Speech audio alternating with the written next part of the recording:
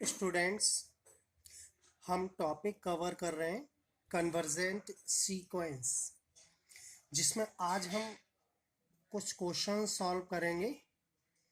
जिसमें पहला क्वेश्चन है, show that the sequence S N where S N equal to 1+2/n की whole power n converges to E square.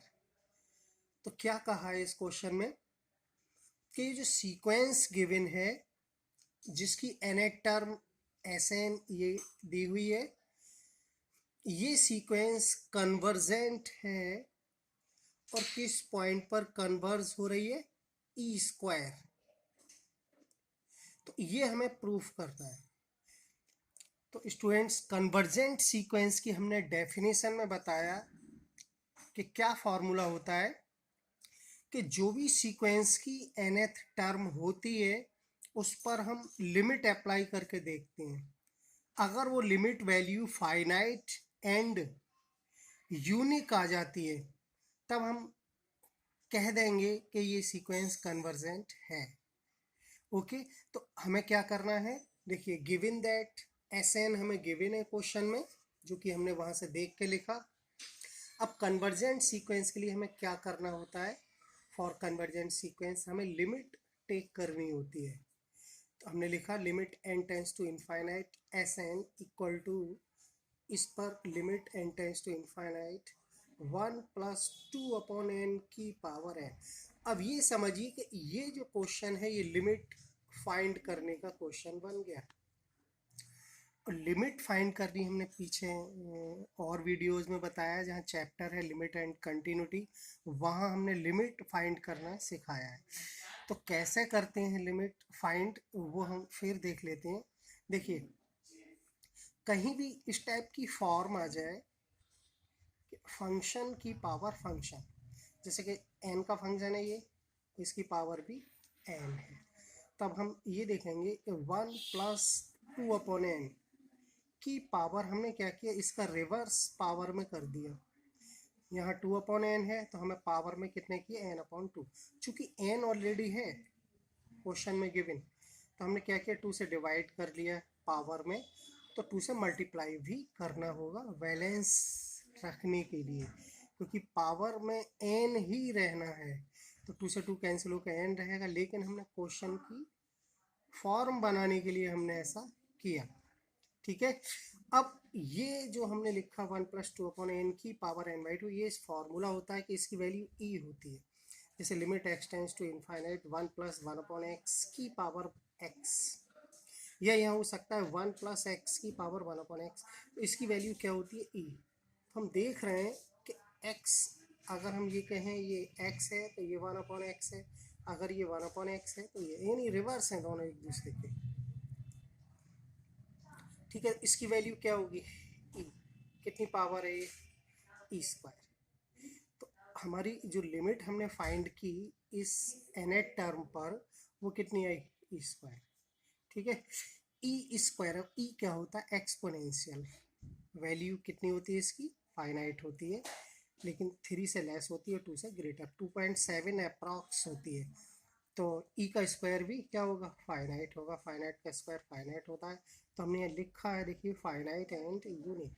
Limit कैसी आई है, finite है और यूनिक।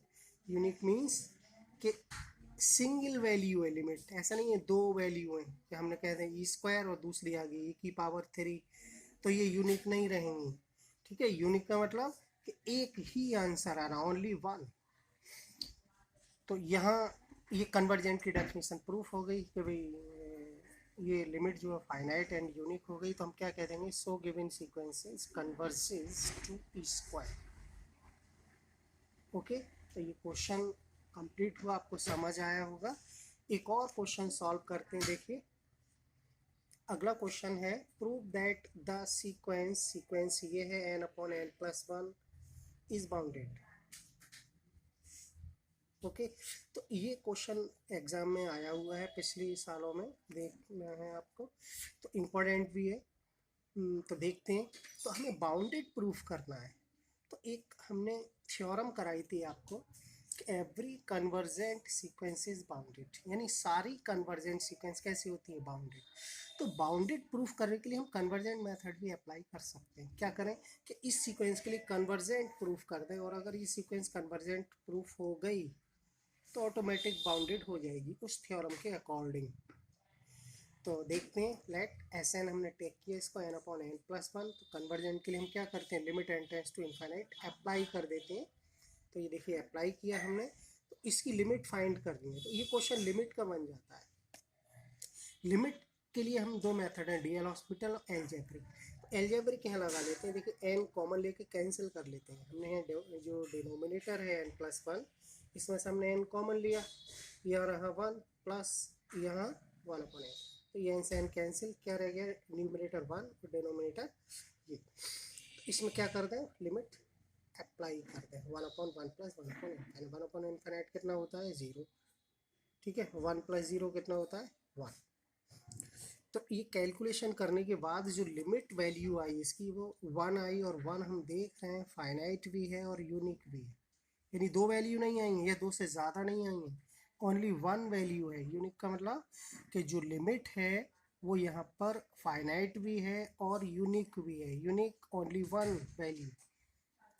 सो इससे क्या प्रूफ हुआ कि sequence S N is convergent और कन्वर्जेस टू पॉइंट वन। तो चूंकि है कन्वर्जेंट पूछा तो नहीं है, पूछा क्या है, बाउंडेड प्रूफ करना। तो हम क्या लिखेंगे इसमें, एक स्टेटमेंट लिखेंगे जो थ्योरम का है, क्या, since every convergent sequence is bounded, यानी सभी कन्वर्जेंट सीक्वेंस कैसी होती हैं, बाउंडेड होती हैं।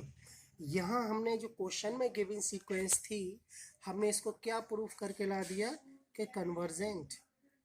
तो जब ये कन्वर्जेंट सीक्वेंस है और थ्योरम है कि सारी कन्वर्जेंट बाउंडेड होती हैं, तो ये जो हमारी कन्वर्जेंट आई है तो हम लिख देंगे so also S N is bounded, यानी कि सीक्वेंस भी कैसी हुई, बाउंडेड।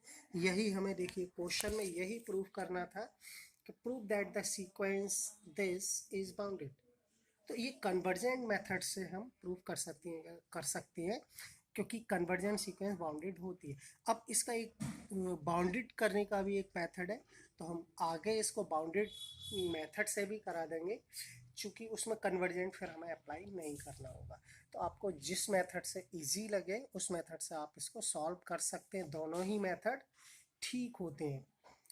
ठीक है, तो ये दो क्वेश्चन हमने आज सॉल्व कराए, समझ आए होंगे आपको, और इसी टाइप के आप और भी क्वेश्चन बुक में से देख के सॉल्व कर सकते हैं।